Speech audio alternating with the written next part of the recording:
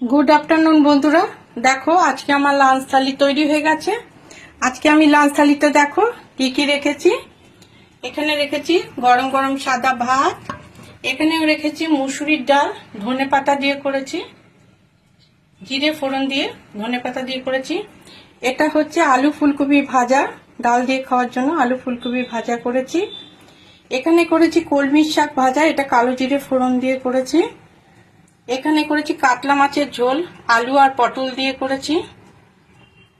এখানে করেছি চিকেন কষা, একটু আলু দিয়েছি, আমি আলু ছাড়া খেতে পারি না চিকেন, চিকেন কষা করেছি আলু দিয়ে, একটু ঘনই করেছি। আর অবশ্যই ডাল দিয়ে খাওয়ার জন্য গন্ধরাজি লেবু রেখেছি। এই হচ্ছে আজকে আমার লাঞ্চের মেনু। তোমরা কে কি লাঞ্চ করলে অবশ্যই ভিডিও দিও দেখবো। আমার লাঞ্চ মেনু তোমাদের কেমন লাগে অবশ্যই কমেন্ট করে জানিও। ভালো থেকো, সুস্থ থেকো। এই পর্যন্ত।